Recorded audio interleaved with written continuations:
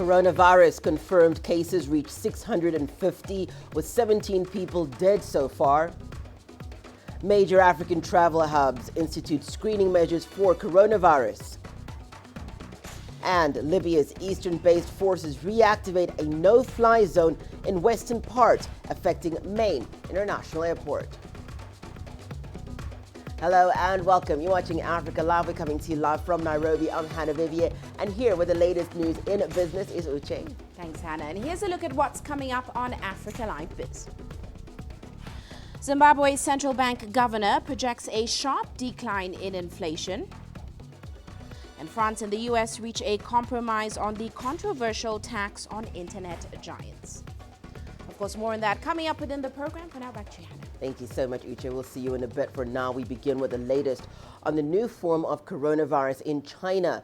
Globally, almost 650 cases have been confirmed and 17 people have died. China's Xinjiang Uyghur Autonomous Region and Shaanxi Province have confirmed cases for the first time.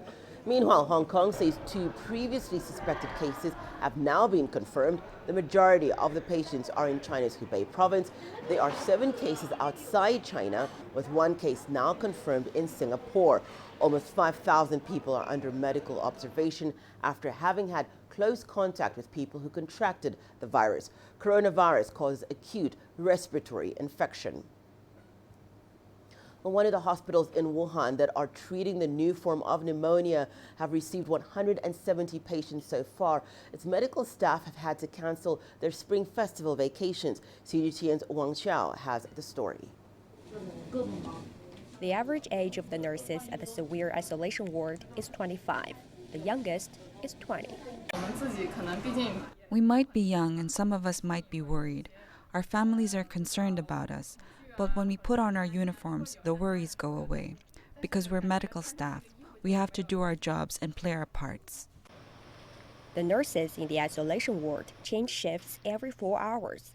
During that time, they're not allowed to drink water or go to the toilet. They end the shift covered in sweat.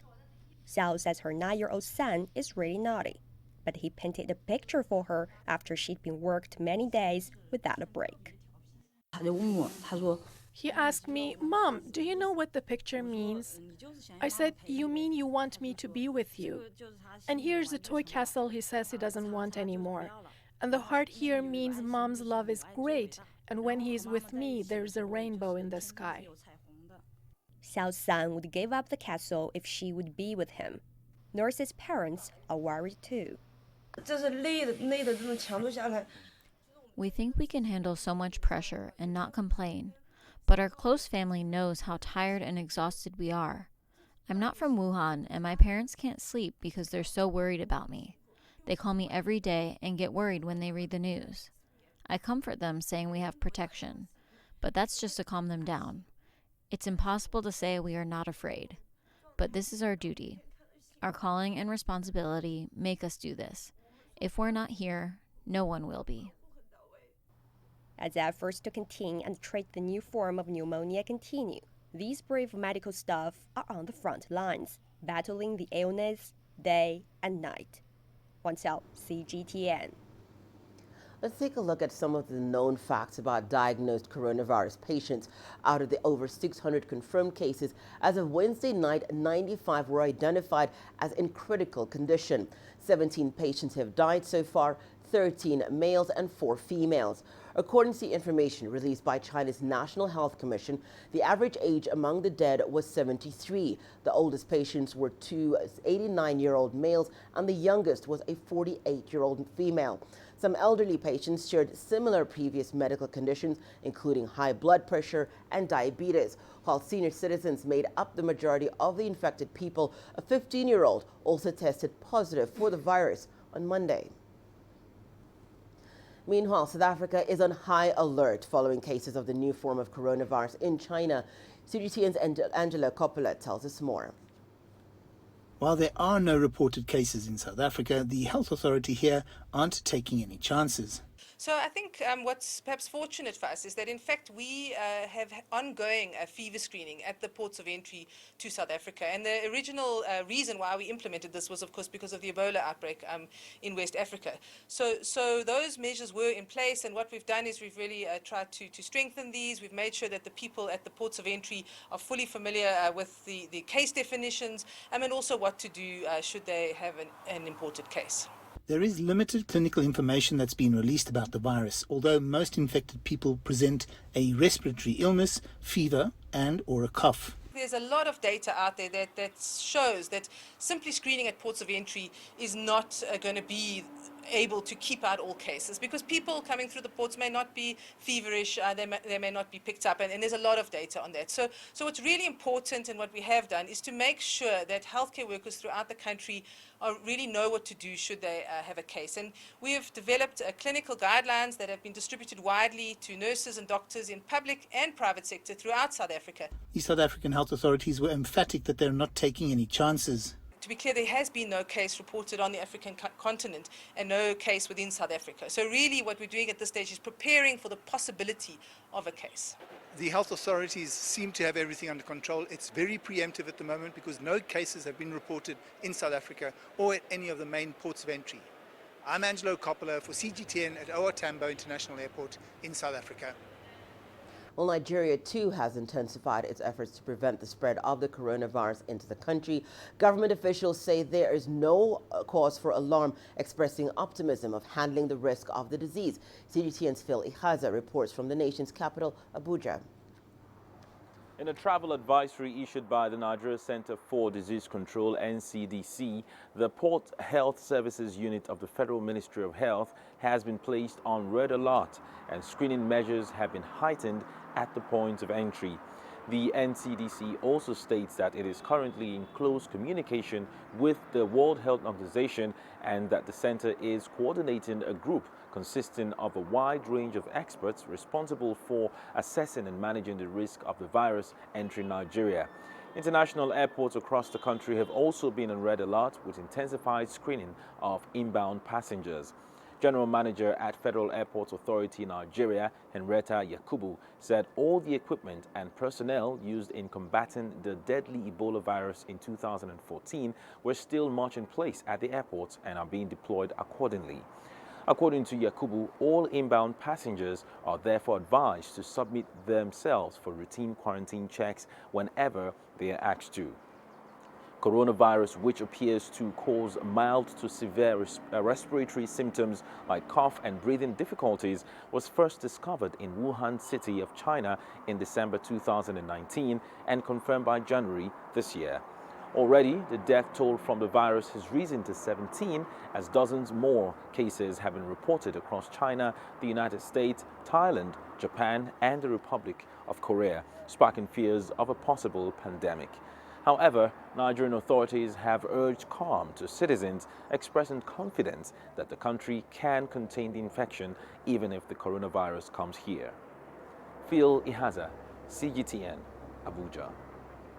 As the coronavirus outbreak sends jitters around the world, CGTN Tian Wei talked to Richard Hatchett, CEO of the Coalition for Epidemic Preparedness Innovations. He told us how viruses spread and what the global health community can do to stop the outbreak. Let's take a listen.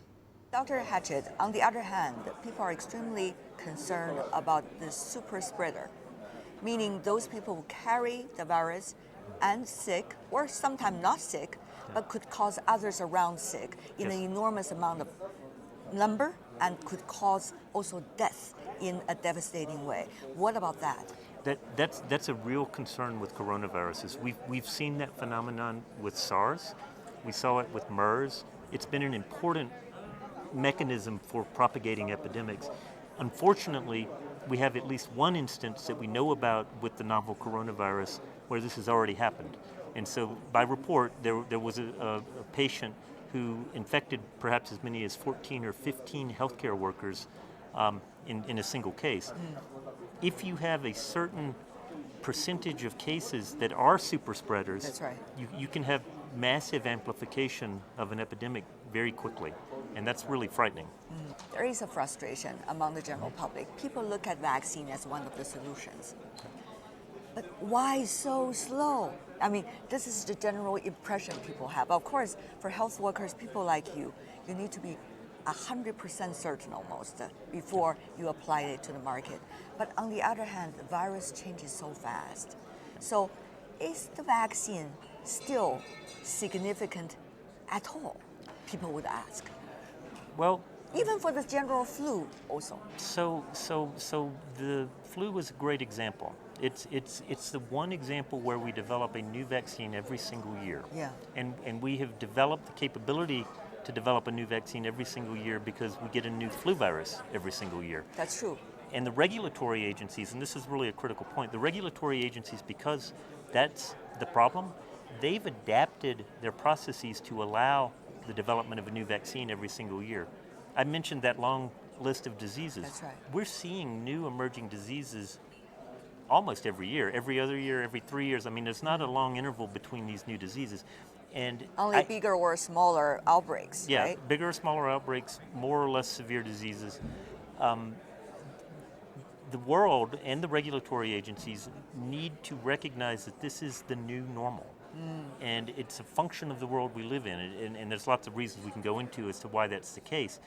But if that's the new normal, we need to have frameworks and technologies in place like we have for flu, where if we need to develop a new vaccine every single year, we can do it. And we cannot do that right now.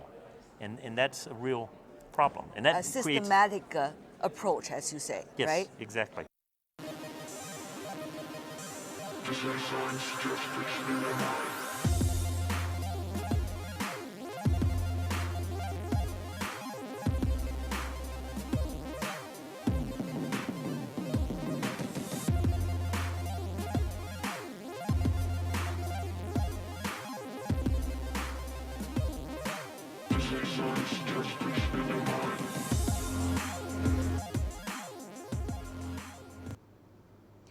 Welcome back. You're watching news making headlines on Africa Live. We turn our attention to Libya now, where eastern-based rebel forces say they have reactivated a no-fly zone in the west of the country.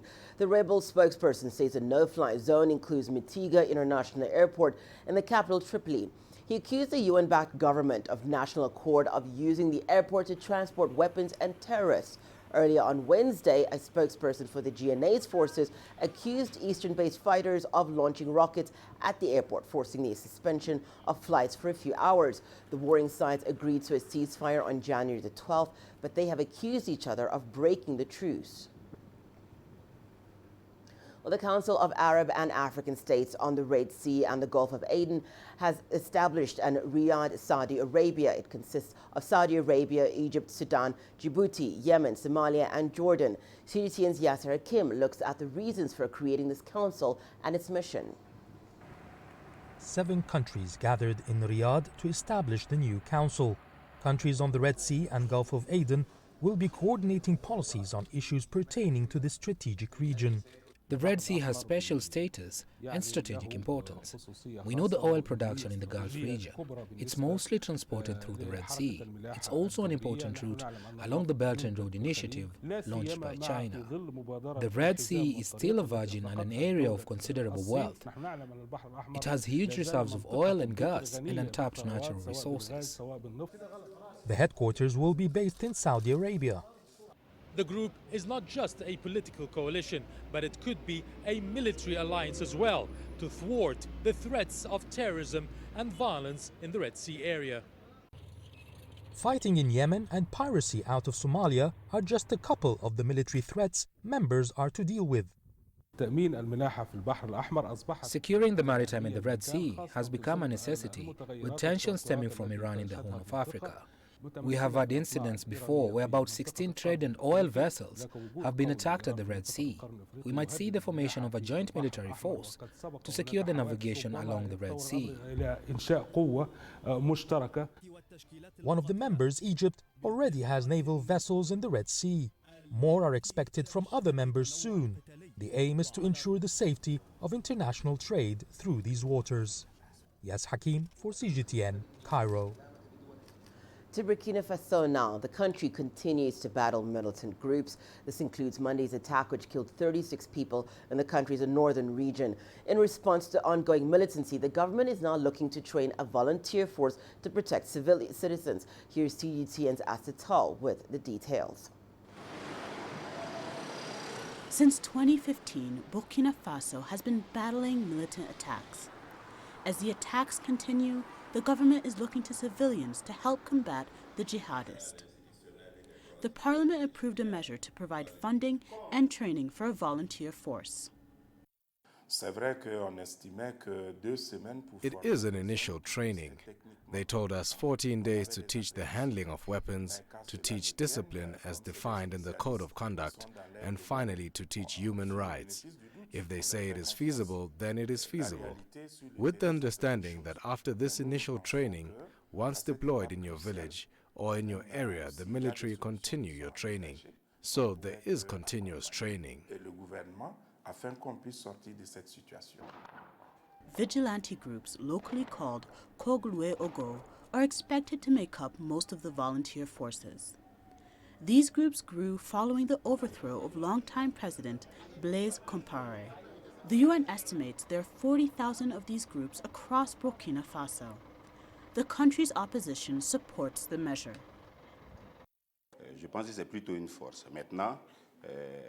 We had doubts at first about giving 2 weeks of training for men to be technically competent, but regardless, since these are specialists in their field, we give them the benefit of the doubt and we trust them. The reality on the ground is something else, but we believe at this crucial stage, if there are solutions, then we must support the government in order to come out of this situation. The UN and human rights activists have voiced concern over the move, fearing it could embolden the vigilante groups. A United Nations Committee of Experts in November highlighted the lack of oversight, linking the Kogluwe Ogo groups to the killings of several Fulani herders. Astatal, CGTN.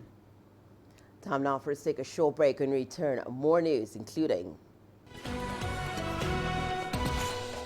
U.S. Democrats lay out case for Trump's impeachment on day 3 of Senate trial. And we take a look at Nigeria's struggle with unsafe abortions. Images may appear to be identical, but looks can be deceiving.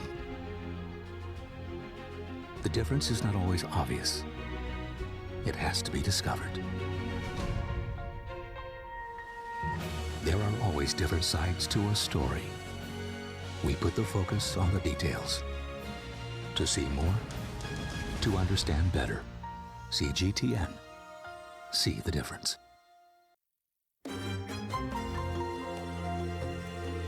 Africa Live. Find your voice.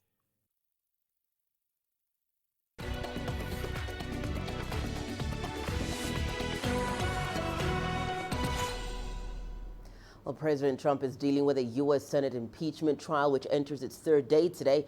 Trump is on trial for alleged abuse of office and obstruction of Congress. The charges stem from Trump's dealings with the Ukraine.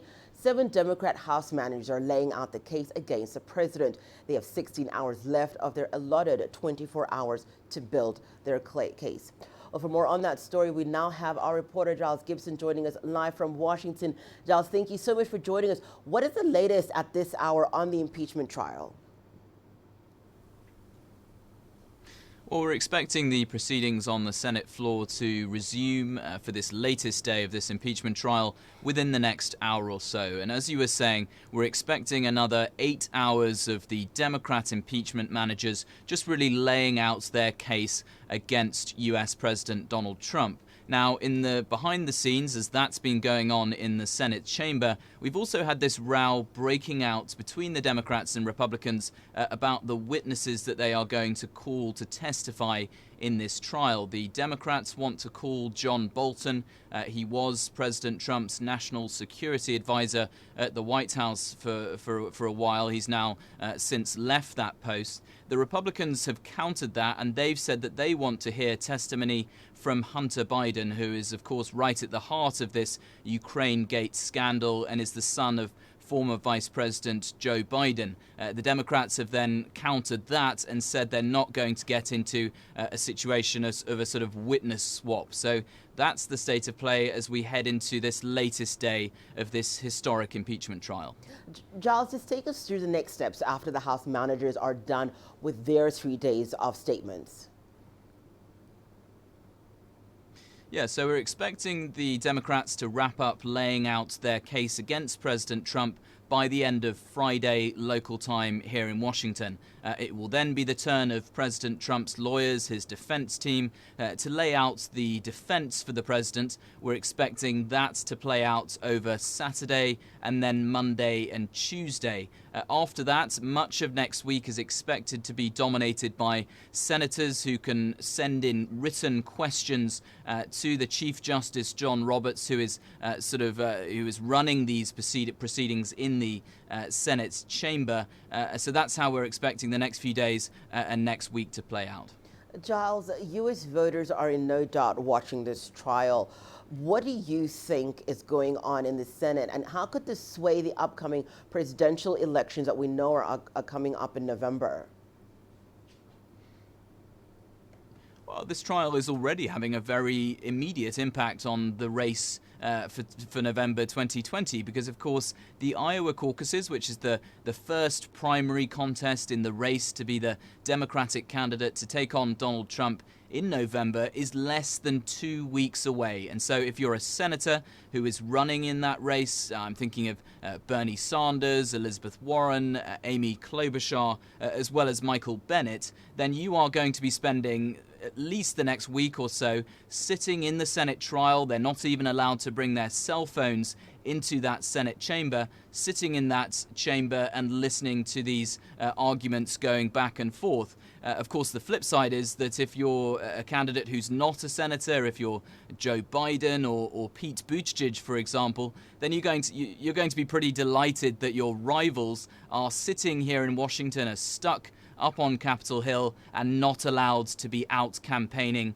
for the Iowa caucuses. Thank you so much for joining us, Giles, and giving us that update. Giles Gibson joining us live from Washington. Well, a number of activists have marched to South Africa's U.S. Embassy in the capital, Pretoria. They presented the embassy with a number of demands. Among them was a demand for President Trump to engage in peaceful dialogue with Iran. These protesters are calling on the United States to respect self-determination and basically stop meddling in other countries' affairs.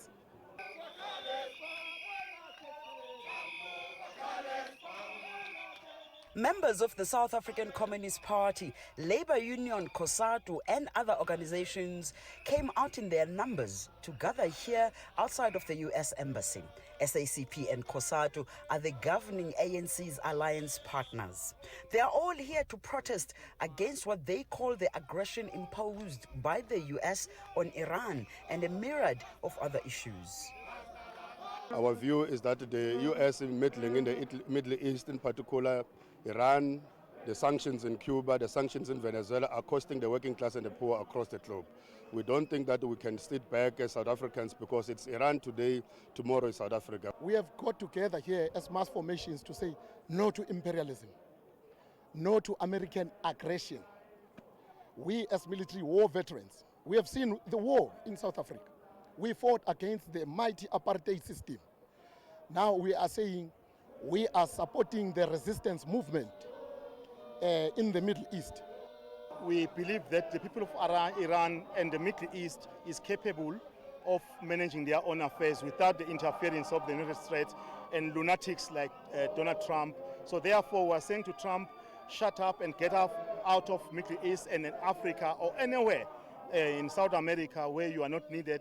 What we've experienced for quite some time is the U.S.-led aggression, especially in the Middle East and even Latin America. We've seen the recent issues, the attacks that have been happening, which led even to the murder of General Soleiman in Iran. And we're saying enough is enough and hands off the Iran. And it's high time that the world unite against Donald Trump and his administration. The organizations handed over a memorandum of demands. Those demands include calling on Trump to engage in a dialogue with Iran for peaceful resolution of matters of common interest, including the lifting of unilateral sanctions, to stop exporting wars, and to respect human rights, the United Nations resolutions, and the international law. They want a response within 7 days. Yodisa Njomela for CGTN in Pretoria, South Africa. The Gulf of Guinea continues to be a danger hotspot. Over 80% of global maritime crew kidnappings take place in the Gulf. In a bid to curb this trend in Senegal's capital, Dakar, experts gathered for a forum on maritime safety in Africa. The forum coincided with the 45th anniversary of Senegal's Navy. Over 300 participants, including senior African Navy officers, took part in the summit. 25 African countries were present in a bid to develop a collaborative strategy to combat piracy in the Gulf of Guinea. Guinea-Bissau, for example, has a territory that extends 36,000 kilometers, and 80% of that territory is occupied by sea. It is an area difficult to cover, and the biggest problem of the Guinea-Bissau Navy is the lack of means. We do not have means to control our maritime spaces, and without these technical means, we can do nothing against certain security challenges.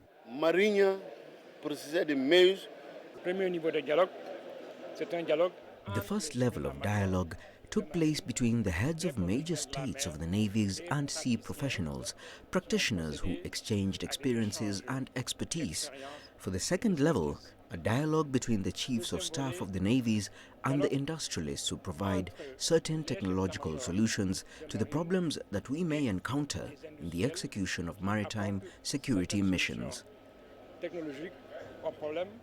Nigeria is top on the list of countries with the highest rate of unsafe abortions. Nearly 500,000 unsafe abortions are carried out in the country every year. That's in spite of its restrictive laws on abortion. CGTN's Kelechi Emekalam has more.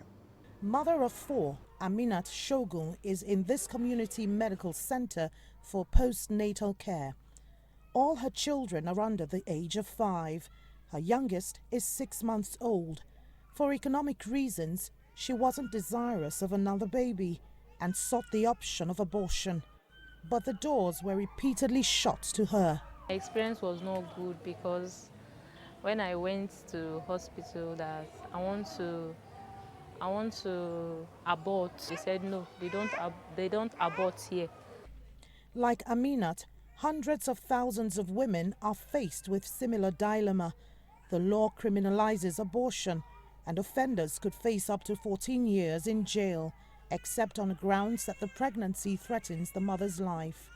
The World Health Organization reports that approximately 22 million unsafe abortions occur annually worldwide. 47,000 of them result in deaths, and 5 million cases end up in complications requiring hospital admissions. And Nigeria accounts for some of the highest cases. We have about 1.25 million abortions, unsafe abortions happening in the country every year. And this is sad because the same study that was done in 1996 showed a number 660,000. Another one repeated in 2008 showed an increase of about 750,000. In Nigeria, unsafe abortion remains the second highest cause of maternal deaths at an average 40%. And that's the main reason why women reproductive health and rights activists have been pushing for the amendment of the laws. But that has met with several kickbacks. There is so much religious bias in our country. I always say we are more Muhammad than Muhammad, and we are more Pope than the Pope in our country.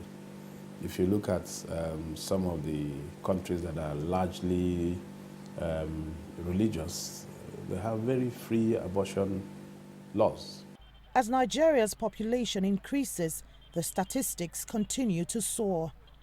And advocates say they'll keep pushing forward evidence as a tool for advocacy to amend the laws. Kelechi Emekalam, CGTN Abuja, Nigeria. Well, now that's it for me. I'll be standing by to bring you more news later on in the bulletin. But for now, let's hand over to Uche for the latest in business news. Thank you, Hannah. And coming up on Africa Live Biz, Zimbabwe's central bank governor projects a sharp decline in inflation. And France and the US reach a compromise on the controversial tax on internet giants. Africa is the nexus of enterprise, and global business will tell you why it matters. From the mega investment projects to multi-billion-dollar mergers and acquisitions. Africa today collects, just in terms of revenues from taxes alone, $545 billion a year. If you take 10% of that and you devote it to the energy sector, problem solved. All this on Global Business, weekdays at this time on CGTN.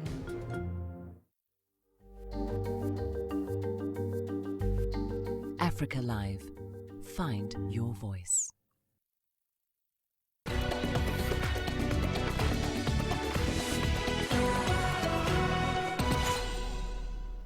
Well, let's start off in Zimbabwe. The country's annual inflation is expected to sharply fall to 50% by the end of this year. Now, this is according to the country's central bank governor, John Mangudia. The government last year suspended publication of annual inflation data until next month, but economic analysts say the figure reached 525% in December. Now, Mangudia says that since October, month-on-month inflation has been falling and ended the year at 16.55%. This, of course, is close to the bank's target of 15% last month, giving rise to forecasts that it will fall to single-digit levels. Now, most economists in the country, however, still expect inflation pressures to remain elevated, pointing to higher food prices as a result of a drought last year, as well as foreign exchange shortages in the country. Now, the most recent global CEO survey from PwC shows record levels of pessimism in the global economy, with about 53% predicting a decline in the rate of economic growth in 2020. This is up from about 29% in 2019 and just 5% in 2018. By contrast, the number of CEOs projecting a rise in the rate of economic growth dropped from 42% in 2019 to only 22% in 2020. Here's CGTN's Angelo Coppola with more. The survey looked at CEOs globally, and while there were general themes that were fairly consistent, Africa-based CEOs are clearly concerned about one single aspect, which their compatriots in the developed world aren't concerned about. One stark difference that does come through is the one on policy certainty, or policy uncertainty, as some would call it. That is something that makes it extremely difficult to predict what will happen 12 months from now, 3 years from now. For the larger economies like Nigeria and like South Africa, we're definitely seeing more pronounced levels of uncertainty. Some other countries, if you think about Rwanda, for example, Ethiopia, where there's very clear policy direction that has been followed by growth.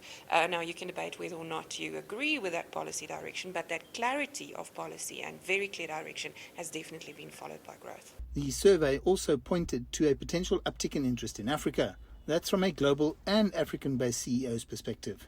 We've seen a phase where, there was a little bit of lost interest in Africa a couple of years ago when global growth was stronger. So we see renewed interest in certain African markets. But we also see a very careful approach in terms of potential future demand for products. African continental CEOs surveyed are concerned about skills, but not just any skills. We have this anomaly on this continent, whereby on the one hand, we have the youngest of all populations around the world as the African continent, but yet such population, when contrasted with other aging populations, do not have the requisite skills that CEOs are looking for. Those are skills that are more difficult to find, skills such as problem solving, emotional intelligence, skills that are difficult to teach or to automate. Perhaps the key finding in this survey is that CEOs are even more pessimistic than they were last year at the same time. And that has to do a lot with the economic growth prospects and a range of other issues. I'm Angelo Coppola for CGTN in Johannesburg, South Africa. And on the international front, France and the United States have agreed on a joint framework to end a dispute on taxing U.S. digital giants. Now, France's finance minister, Bruno Le Maire, said it will involve France delaying payments required for its digital tax to December 2020. The U.S. also held back on its planned sanctions. Now, British Finance Minister Sajid Javid, on the other hand, had earlier said that London would push ahead with its plans to implement a digital tax in April. Javid also said that the legislation would fall away if an international solution was reached.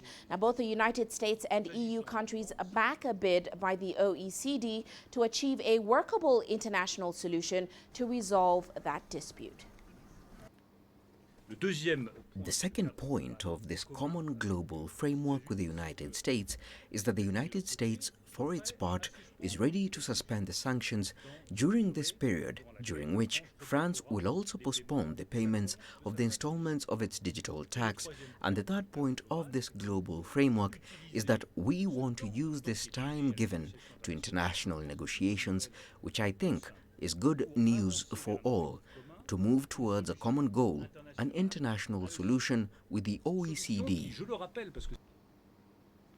And moving on now, as chair of the African Union, Egypt has been an active participant at this year's UK-Africa Summit, which is going on in London this week. While CGTN's Yasser Hakim takes us through the economic cooperation agreements which have been promoted during the summit. The UK and Africa Summit was an opportunity for new deals to be signed. UK's Actis Fund signed an MOU of £3 billion with Egypt's sovereign fund. Actis would invest in infrastructure, renewable energy and tourism sectors, amongst others. The CDC has also signed a $100 million loan to Egypt's Commercial International Bank, pledging a similar amount to other financial institutions. Egypt's successful economic reforms have attracted the attention of investors. A new investment law, a new companies law and regulations have offered numerous facilities to investors, as well as ease of doing business away from the red tape that has been harmful to companies. The UK-Africa Summit in its third year comes as Britain is adopting the Brexit.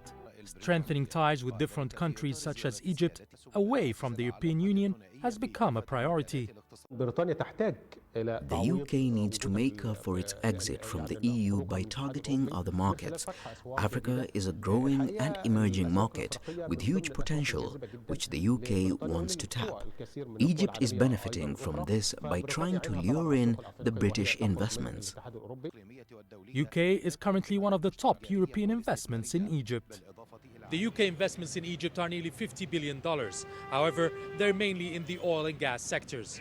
And through the UK-Africa Summit, Cairo is trying to push to diversify these investments into other sectors. Yes, Hakim for CGTN, Cairo. Now, more and more products and services that we use every day are now available on on-demand apps, from the fast food deliveries to personal transport services. As a result, almost 200 service providers now exist in the market today, many of them still struggling to turn a profit in such a hyper-competitive market. Well, the players are now rushing to Africa, where the on-demand economy is less developed but rapidly growing. Here's a look at how some of these firms are faring. Barely a month into this year, Spanish on-demand delivery service Glovo has announced it plans to exit 4 markets globally. Part of its goal, it says, to push for profitability by 2021. Industry experts insist that players in the on-demand services space have yet to figure out how to make their model more profitable. Glovo says it's now turning its focus to markets where it can establish itself amongst the top 2 delivery players, markets such as Kenya. One of the things about Kenya that's really conducive for our entry is the sort of ease with technology of customers, of our partners, and even of the riders who are using the platform. In other countries we enter, there has to be a huge education about this, but actually Kenyans, I think, are very tech savvy. Now, there's been a lot of debate about the profitability of on-demand services apps. What has been Glovo's experience? When we entered the market, of course, there's a period of investment, investment in marketing, investment in establishing your operations. You don't have the economies of scale to be able to run the business profitably. We were tapping into operations hubs abroad that were more expensive than we knew that we could do them. So I think in the beginning, as is natural for any company entering a new market, we weren't really focused on profitability. That is definitely changing, and that was always the plan as we increase our time in the market to increase our profitability. So we are going to see that change. I don't think that means increasing prices for customers or damaging in any ways the relationships with our partners. There are some really, really clever ways and detailed orientated ways that we can improve our profitability. Africa-focused Jumia is a cautionary tale in terms of the challenges of turning a profit. It was Africa's first tech firm to list on the New York market last year, with a value of over $1 billion. Its unicorn status came to an end when analysts cast some doubt on its sales figures. After a bruising 2019, in which it shut down its services in 3 countries, the company now says it will be relying on its already established online ecosystem to lead it back to the black. We have done a lot of investments to build this logistics platform, to build this marketplace, and to build this payment platform. Now we are going to be extremely disciplined and very focused on our path to profitability, and that's where we are going. It's not a fintech company, it's not a marketplace, it's an e-commerce ecosystem where we have a very strong marketplace, a very strong logistics platform, and a very strong payment platform that complement each other to make Jumia what it is. But what exactly does profitability in the on-demand delivery space look like?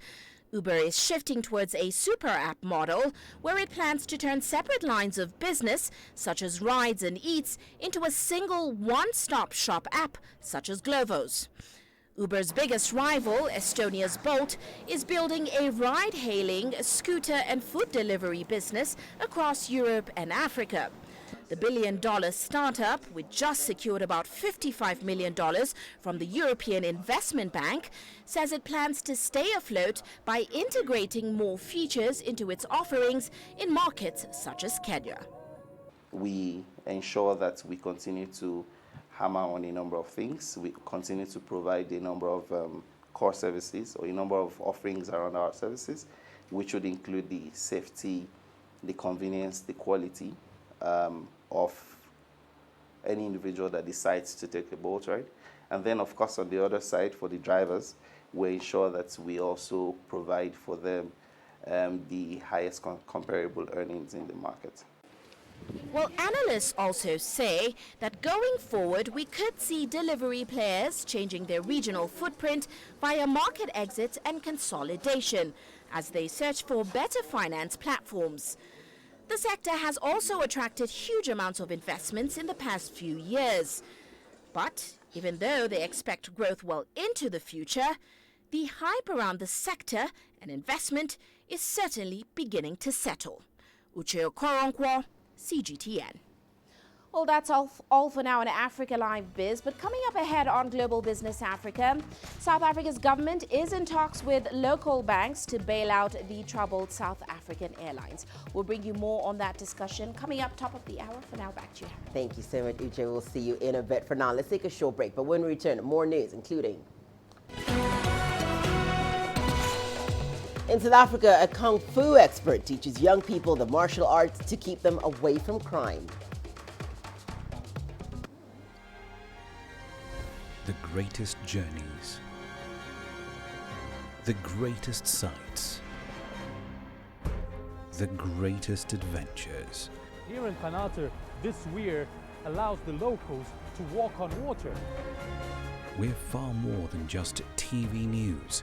We're your passport to the wonders of Africa. To bring you stories of struggle, survival and hope.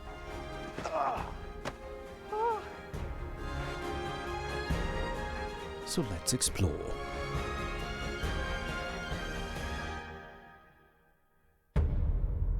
CGTN.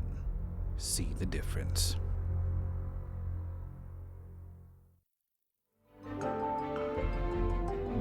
Africa Live.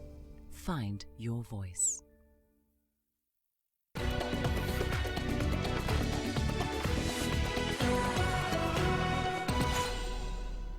Welcome back. In South Africa, a skilled teacher in the Chinese martial art of Kung Fu is using martial arts to keep his students away from crime and violence. CGTN's Brian Toussaint brings us that story. South African-born MJ Lee is a three-time gold medalist in the Chinese art of Kung Fu. From a humble beginning, he grew up as a boy of color in a dangerous environment during the apartheid period. The story of a young boy who was born in the Burkina as a result of the Group Areas Act, way before I can remember. My parents were forcefully removed from Claremont because my mom was a white South African woman from German and Turkish descent, and she married a man of color, an Indian man, my dad. And we were then separated from my mom because my mom owned a property in a Harfield village, which was a whites only area at the time. And as a result of that, my mom revoked her citizenship and her status as a white South African female, and she then gave up her property and then reunited with us as a family. For MJ, the exposure to Kung Fu kept him away from drugs and violence. He is currently trying to change the children around him, using lessons learned through his experience. I think of school-going age, my grandfather was passed on. He was of Turkish descent. He worked as a rigger for Shell Oil, and 6 months of the year he traveled to Hong Kong, Macau, and Taiwan, all the mainland Chinese territories. And I think one year in the late 1980s, I think I was probably grade 1, he brought back this Bruce Lee Kung Fu black trouser that he was renowned for and known for, and the old Bruce Lee Kung Fu shoes, and I immediately put it on. And then he came back with a couple of Bruce Lee movies on VHS tape, which I've subsequently had digitally remastered on DVD. In more than 2 decades actively in Kung Fu, MJ's most treasured award is the Legends of Kung Fu Martial Arts Championship, which was held in the U.S. in 2012. And I actually left that championship after 4 days, having won 2 gold and 1 silver, and then becoming a Legends of Kung Fu champion. So I think that was definitely a standout moment for me. Yes, I won gold after that, I think on at least 4 occasions. MJ currently has his own Chinese Kung Fu school. Social media has also provided MJ with a platform to push his agenda. He uses Facebook, Twitter, and Instagram to teach children Kung Fu and urges them to stay away from negative energy. Brian Toussaint, CGTN. Well, on that note, we're going to take a short break and return. Sports news, here are some highlights. South Africa's Mamelodi Sundowns target top spot in Group C ahead of Petro de Luanda clash in Angola.